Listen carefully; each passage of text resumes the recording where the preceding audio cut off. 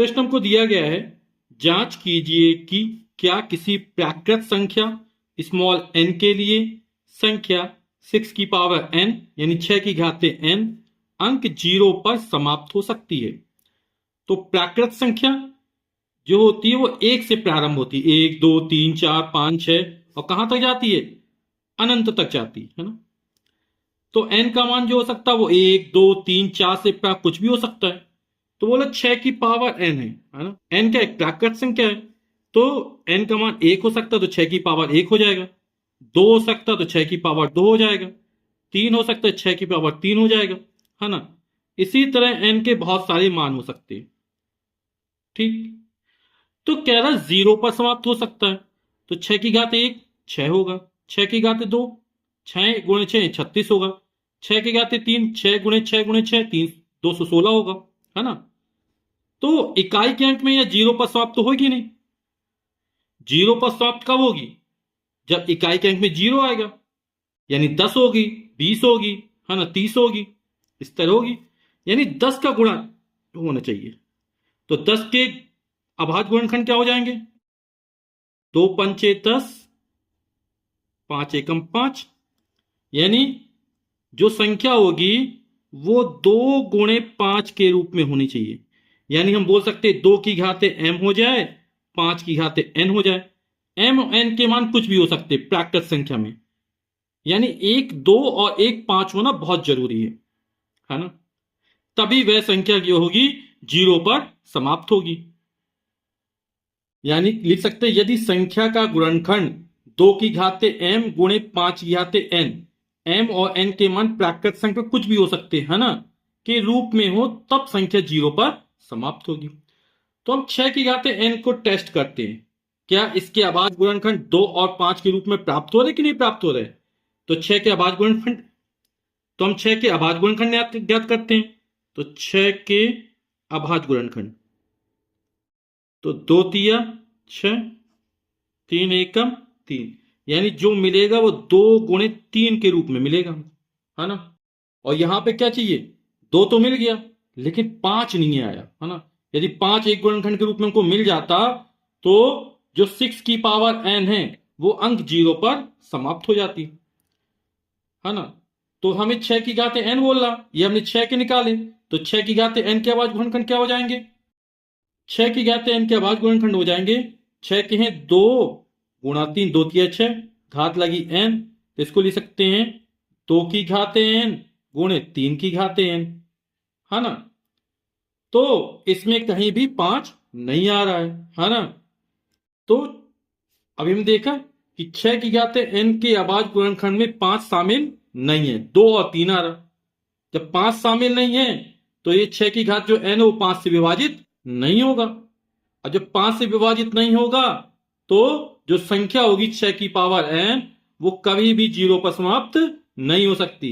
यानी हमारे प्रश्न में क्या दिया गया था, तो इसी को हम लिख देंगे कि जांच कीजिए क्या किसी प्राकृतिक संख्या स्मॉल n के लिए संख्या 6 की पावर n अंक 0 पर समाप्त हो सकती है।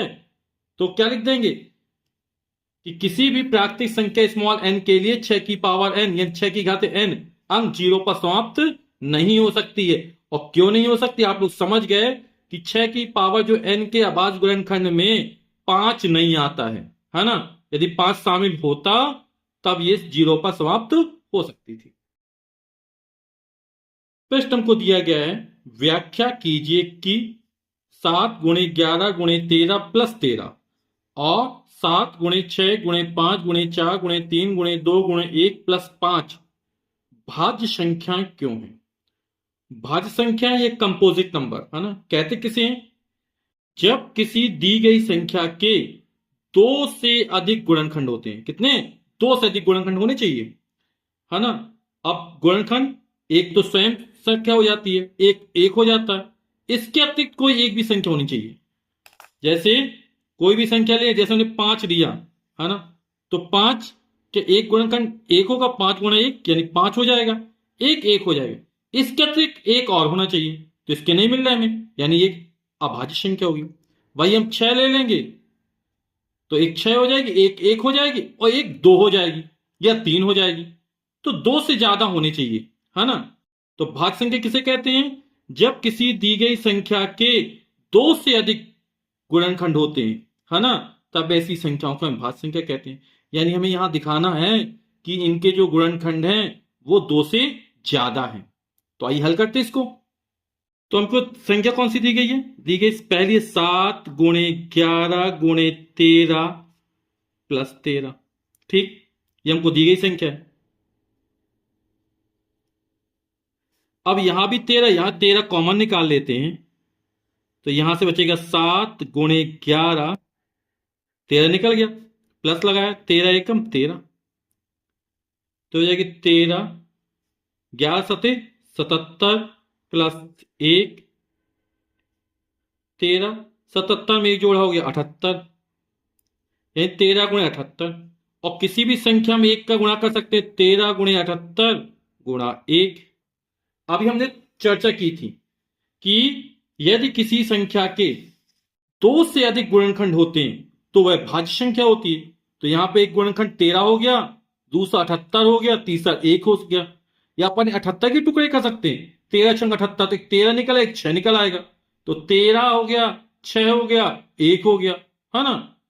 तो यहां पर दो से अधिक गुणनखंड है, तो ये जो संख्या हमको दी गई है ये भाज्य संख्या हो जाएगी। तो इसको लिख देते हैं। तो इस प्रकार दी गई संख्या के दो से अधिक गुणनखंड हैं, अतः यह एक भाज्य संख्या है।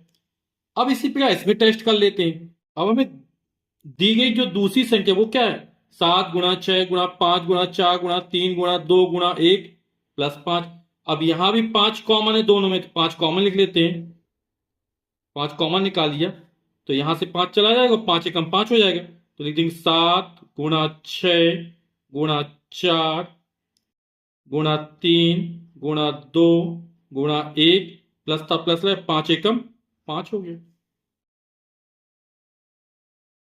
फिर 5, 7 छंग 42, और 42 में 2 का गुणा है, 42 दूनी 84 हो जाएगा।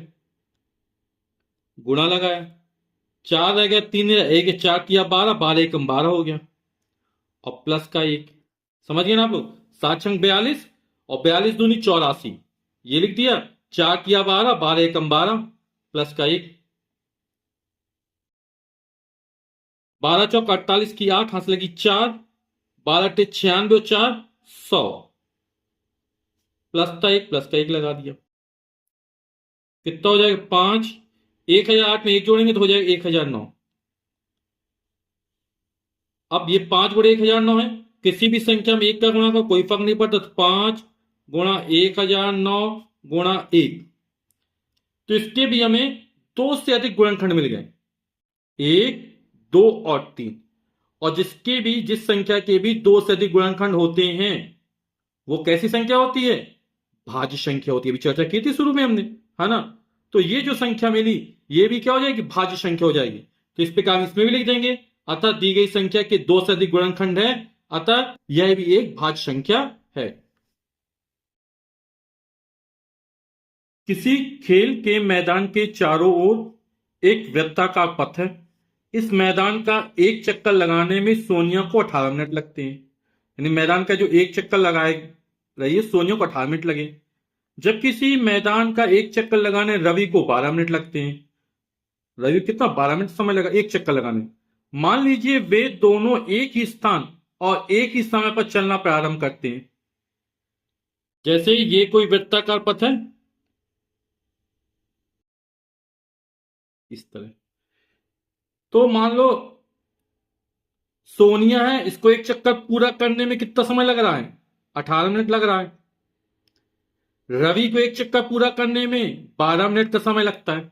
ठीक है, यहां से यहां जहां से चालू के वहीं पहुंचने में, है ना। अब क्या करें? मान लीजिए वे दोनों एक ही स्थान और एक ही समय पर चलना प्रारंभ करते हैं, यानी रवि और सोनिया दोनों एक साथ चक्कर लगाना चालू करते हैं। तो जब एक ही दिशा में चक्कर लगा रहे हैं तो बोल रहा है कि वे पुनः प्रारंभ के स्थान पर मिलेंगे। तो कब मिलेंगे? कितने समय बाद मिलेंगे, है ना। तो ये दो चक्कर लगाए, कब मिलेंगे? तो कई बार मिलेंगे, लेकिन सबसे पहली बार कब मिलेंगे? तो कम से कम समय क्या लगेगा? और जब कम से कम की चर्चा की जाएगी तो हमें लघुत्तम समापवर्त निकालना पड़ेगा। यानी 12 और 18 का अपन क्या निकालेंगे? एलसीएम या लासा निकालेंगे। तो सोनिया को एक चक्कर पूरा करने लगा समय कितना है? 18 मिनट का लगता है। रवि को एक चक्कर पूरा करने समय कितना लगता है? 12 मिनट लगता है। दोनों एक ही साथ एक ही समय पर एक ही दिशा में चलना प्रारंभ करते हैं, तो वे पुनः प्रारंभिक स्थान पर कब मिलेंगे? इन सबसे पहली बार कब मिलेंगे? तो 18 और 12 क्या निकाल लेते हैं अपन? लासा निकाल लेते हैं। तो निकालते हैं। तो 18 और 12 क्या भाज्य गुणनखंड ज्ञात कर लेते हैं। 18 के निकालते हैं। 2 नाम 18, 3 तिरका 9, 3 एकम 3, है ना। और 12 के निकाल लेते हैं। 2 छक्का 12, 2 तिया 6, 3 एकम 3। तो हमारे 18 के भाज्य गुणनखंड क्या निकले? 2 एक बार है, गुणा 3 दो बार है, 3 की घात है 2। 12 क्या निकले? 2 का गुणा 2 बार करना है, 2 की घात है 2, गुणा 3 एक बार है।